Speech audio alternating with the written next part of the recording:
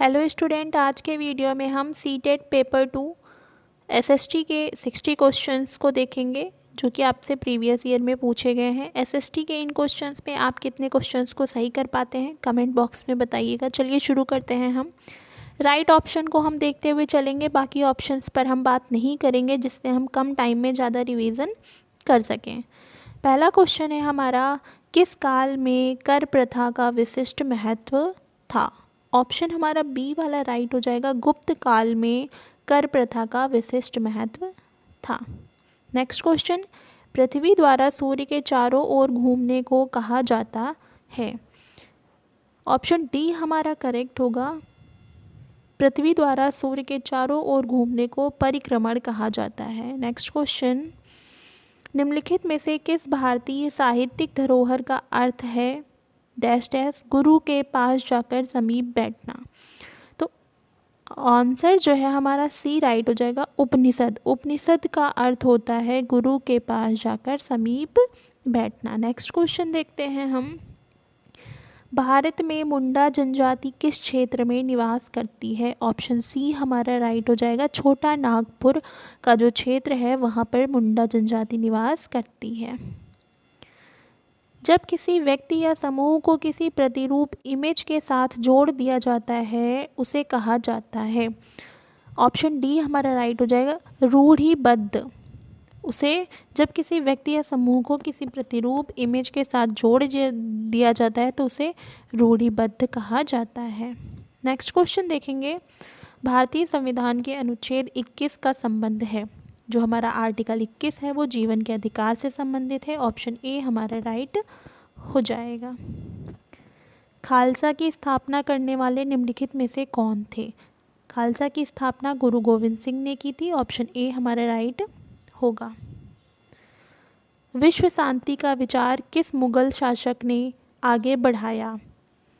Option C हमारा right हो जाएगा, अकबर ने जो है वो विश्व शांति का विचार आगे बढ़ाया था। कित्तूर के ब्रिटिश विरोधी आंदोलन का नेतृत्व किसने किया था? ऑप्शन ए हमारा राइट हो जाएगा, रानी चेन्नम्मा ने कित्तूर के ब्रिटिश विरोधी आंदोलन का नेतृत्व किया था। स्थान, लोग, वस्तुएं व प्रकृति जो किसी भी जीव को घेरे रहते हैं क्या कहलाते हैं? ऑप्शन ए हमारा राइट होगा, पर्यावरण कहलाते हैं। पिंड जिसमें अपनी ऊष्मा व प्रकाश नहीं हो लेकिन वे तारों की रोशनी से चमकते हैं उन्हें कहा जाता है? ऑप्शन बी हमारा राइट होगा, वे पिंड जिनका स्वयं का प्रकाश नहीं होता, वे तारों की रोशनी से चमकते हैं, उन्हें खगोलीय पिंड कहा जाता है। निम्नलिखित में से वायु की कौन सी परत वायुयान उड़ाने के लिए आदर्श है? ऑप्शन ए हमारा करेक्ट हो जाएगा, समताप मंडल की जो परत है वो वायुयान उड़ाने के लिए आदर्श परत मानी जाती है। जब कोई शिलाखंड दबाव व कठोरता के कारण परतदार सैल में बदल जाते हैं तो उन्हें क्या कहते हैं? दबाव और कठोरता के कारण परतदार सैल में परिवर्तित होने की प्रक्रिया जो है वो अवसादी सैल कहलाती है। ऑप्शन ए हमारा करेक्ट होगा। जब बहुत सी औद्योगिक इकाइयाँ एक दूसरे के नज़दीक स्थित होती हैं और अपनी नज़दीकी का लाभ उठाती हैं वह कहलाता है? औद्योगिक क्षेत्र कहेंगे उसको। ऑप्शन डी हमारा राइट हो जाएगा। निम्नलिखित में से कौन से वनों की पत्तियों के गिरने का निश्चित समय नहीं होता इसीलिए वे कभी अनावृत नहीं रखते हैं? ऑप्शन डी हमारा राइट होगा, उष्णकटिबंधीय जो सदाबहार वन होते हैं उनकी जो पत्तियां होती हैं उनके गिरने का निश्चित समय नहीं होता, इसीलिए इस तरीके के वनों के जो पेड़ होते हैं वो एक साथ कभी भी अपनी पत्तियों के साथ नहीं झड़ते हैं।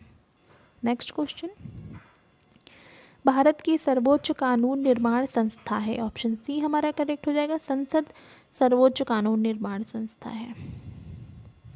जब राज्य धार्मिक क्रियाओं में किसी प्रकार का हस्तक्षेप नहीं करता है तो उसे कहा जाता है? ऑप्शन डी धर्मनिरपेक्षता। संसाधन जो किसी क्षेत्र में पाए जाते हैं परंतु जिनका अभी उपयोग नहीं किया गया उन्हें क्या कहा जाता है। ऐसे संसाधन जो किसी क्षेत्र में पाए जाते हैं लेकिन अभी उनका उपयोग नहीं किया गया, ऐसे संसाधनों को संभावित संसाधन कहेंगे। ऑप्शन सी हमारा करेक्ट होगा। मुगल वास्तुशिल्प मिश्रण है, तो जो मुगल वास्तुशिल्प है वो फारसी और भारतीय शैलियों का मिश्रण है। ऑप्शन डी हमारा करेक्ट होगा।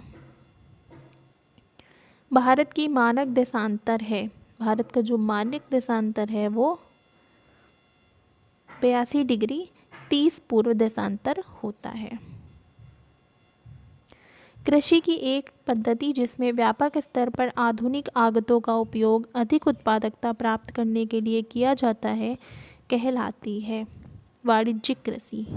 ऐसी कृषि जिसमें व्यापक स्तर पर आधुनिक आगतों का उपयोग करके अधिक उत्पादकता प्राप्त करने के लिए इसका प्रयोग किया जाता है उसे वाणिज्यिक खेती कहेंगे। निम्नलिखित में से कौन सा परंपरागत ऊर्जा का स्रोत है, तो जीवाश्म ऊर्जा परंपरागत ऊर्जा का स्रोत है। ऑप्शन सी हमारा करेक्ट होगा। जब एक देश पर दूसरे देश के दबदबे से राजनीतिक, आर्थिक, सामाजिक और सांस्कृतिक बदलाव आते हैं तो इस प्रक्रिया को हम कहते हैं, यह प्रक्रिया हमारी औपनिवेशीकरण कहलाएगी। ऑप्शन ए हमारा राइट हो जाएगा। उत्तरी अमेरिका का पूर्वी तट व जापान के आसपास समुद्र मत्स्य प्रचुर है, क्योंकि गर्म और ठंडी धाराओं का मिलन होता है। ऑप्शन बी हमारा करेक्ट हो जाएगा।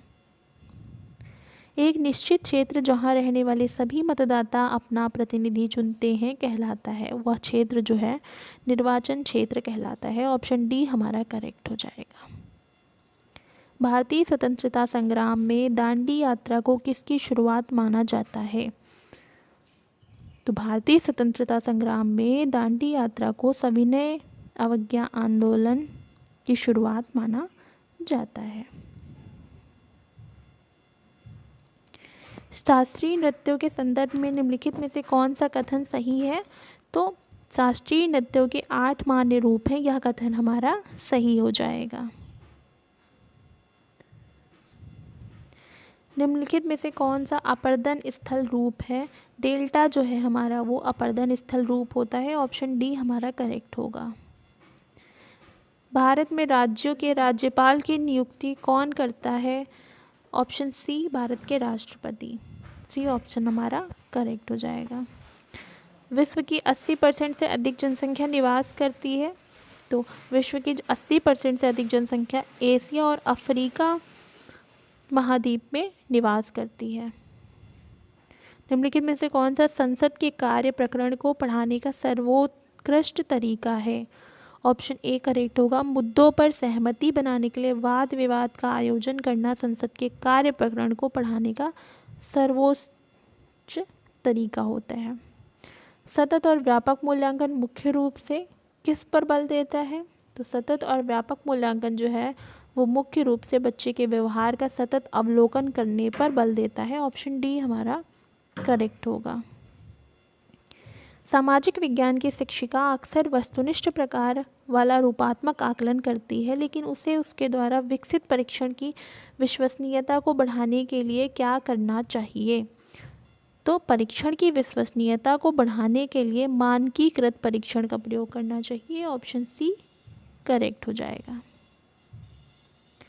सामाजिक विज्ञान को बच्चों को डैश के साथ लैस करना चाहिए, तो सामाजिक विज्ञान जो होता है उसको बच्चों को स्वतंत्र रूप से चिंतन करने की योग्यता के साथ लैस करना चाहिए। ऑप्शन ए हमारा करेक्ट हो जाएगा। निम्नलिखित में से कौन सी अन्योन्य पारस्परिक अधिगम की विशेषता है, ऑप्शन सी जो है हमारा वो करेक्ट हो जाएगा। सीखने का उत्तरदायित्व शिक्षार्थियों और शिक्षक दोनों के द्वारा साझा किया जाता है। समाज विज्ञानों के नियामक मानदंड संबंधी आयाम निम्नलिखित आयामों में से किसे शामिल करते हैं, ऑप्शन डी हमारा करेक्ट है।